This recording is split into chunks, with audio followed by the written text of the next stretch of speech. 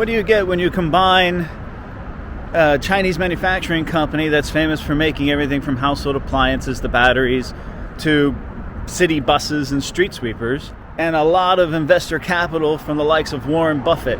Well, they go out and they hire famed car designer from Audi and Alfa Romeo, Wolfgang Edgar, to design these.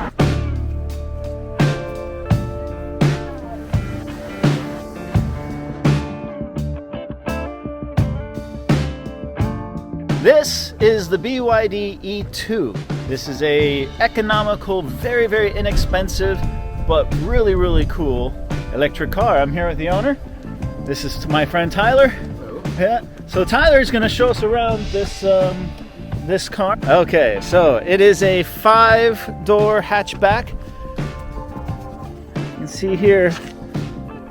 So this is just a hard plastic. So because it's an electric car. Oh, I like the inlets right there. That's pretty cool. LED lights front and back. Right here. Oh, this is the charging port right here? Forgot. There it is. There you go. Okay. Open this. There you go. I love these black rims. These look great. These 16-inch wheels. I know you can get red painted caliper brakes as well. But it's a very handsome, sporty, almost European kind of hot hatchback. A roof. I love this roof rack. You can actually put something on top if you wanted, right? That's solid enough. All right. So it is an owned car, as you can see. Yeah, I've noticed that in a lot of the new BYDs, they actually will build your dreams on the back. And I wish they didn't do that. So you can see here, the seats fold down. It's not a 60-40 or 50-50 split. It just folds one piece all the way down. Okay, but you can see I got boxes and bags back here. It's pretty deep. What's this? That is a different... Another charging port. Yes. Oh, okay. So you got 2 charging ports. So this one looks a little bit different. This is the AC one, maybe? Okay. The front one is the fast charger. Oh, okay. So that's the DC one. So this would be the AC one. Yeah, so okay. you see the one in the front is like a triangle design, right? Like 1, 2, 3. This one is like 3. I don't know. Just 2 small ones there. And that's the one you would plug in at your home, then, right? Yes. So the back seat. I'm gonna climb in this back seat now. Tyler's gonna get in the front seat here, and Tyler's a pretty tall guy, and you're comfortable. Got enough room back there, right? Oh yeah. Yeah, So I'm good right now. Okay. So and then you can see here, I've got plenty of space. I can even move forward if you want. Well, I'm about 5'9", and I feel very comfortable back here. There's not a lot of room for my feet underneath the seat, but going for a short little trip somewhere, I feel very comfortable back here. Okay, so here's the engine bay. It's unlike any engine bay I've ever experienced. So no frunk, but... Alright, so we're inside now. The interior is pretty sparse. There's not much to it. The quality of the materials in here is not that great. It's a very cheap plastic, except for all the touch parts, like the center console. Every little animation started up. Okay. If you want to do landscape mode or portrait mode, just press that. That is pretty cool. Turns right over and then it snaps over. And this looks kind of like an Android interface. It does look a lot like an Android interface. So for me, it's more intuitive since I usually use Android. And so this is asking to connect to your Bluetooth right here. So here I can connect. I could play a video if I had any videos, but like the air conditioner, lock. Do you have an option of turning it to English? Oh, there it is. Yes, so you can change it. Change it. Drive. Yeah, that's for anticipation of it coming to the States one day. So we can even watch Douyin, and you can even order takeout. You can get Meituan delivered to your car. Delivered to your car. I like that there's a separate volume knob here, but you can also do it in the interface as well. Down here we've got 2 USB ports and looks like a micro SD slot. 3-spoke steering wheel, which I really like. It's very sporty.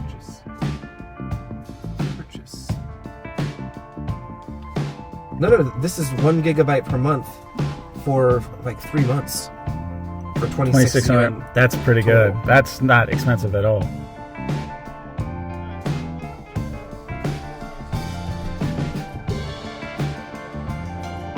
All right, so driving the BYD E2. This is my buddy Tyler. You've seen Tyler in some of my other videos. He and his wife bought this car. How long ago now?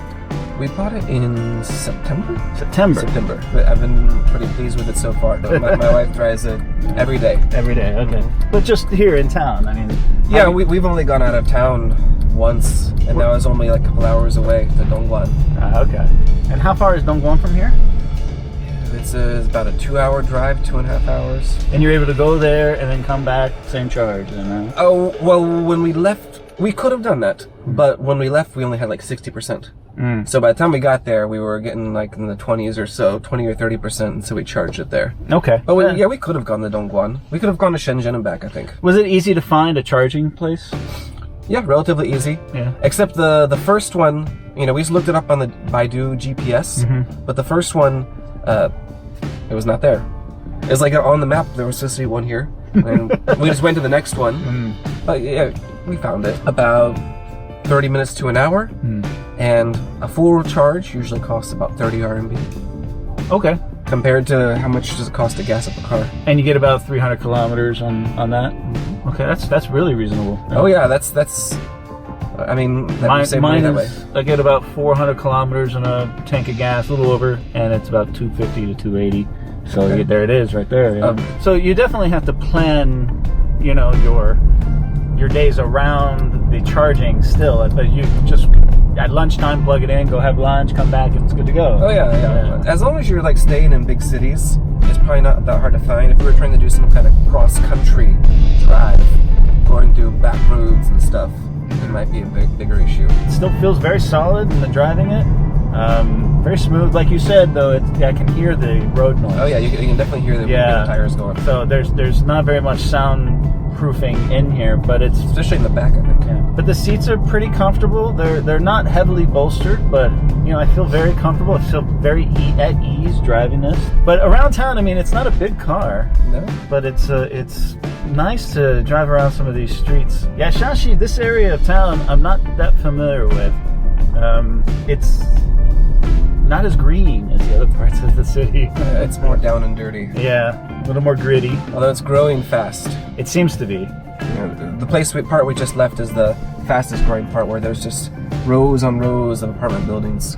And Shaanxi is known as kind of garments and textiles, right? Oh yeah, especially jeans. There's like a whole jeans city right over here. Wow. Yeah, the steering wheel seems very, very light. The steering feels very numb. Of course, we're just here in the city driving around. We're not going to be taking it out on the highway today. It's perfect for a city car. It absolutely is. It has a backup camera, obviously, right? Oh, yeah. Does it have any other cameras in here? I don't think so. It's just a backup camera. How many cameras do you need? Well, nowadays they have the 360 down camera, right? So how much did you pay for this? About 85,000 RMB. And you said you got it a good deal because why did you get such a good deal? It was the test drive model. Obviously, they've been driving it, so it didn't start with 0 miles. Yeah. But the mileage on it was not hard miles. Yeah. I know for right off the lot, these start at about 90,000 RMB, which is just shy of 14,000 US dollars. Mm-hmm. So for 14,000 US dollars, you can get a brand new BYD 5-door hatchback with about 300 kilometers range. You can go up from there and you spend another 20,000, couple more $1,000, and you can get the 400 kilometer range version. And I know that one does have a little bit more power, but this thing seems to be pretty quick in and around town. It's not lacking in torque. How's the ride in the highway? Not bad. I mean, a little bit bumpy. It's not like a luxury car ride. Right. But again, I'm used to riding an e-bike. It's definitely not slow, but it's not, blow your hair back fast. No. I mean, it's not like a Tesla that just puts your head back. It's not a sports car. No, but I'm not barely touching it. It's got plenty of torque. Oh yeah. There are times when Carmen's driving it and like she hits the accelerator more than necessary. Where it's like, oh, come on.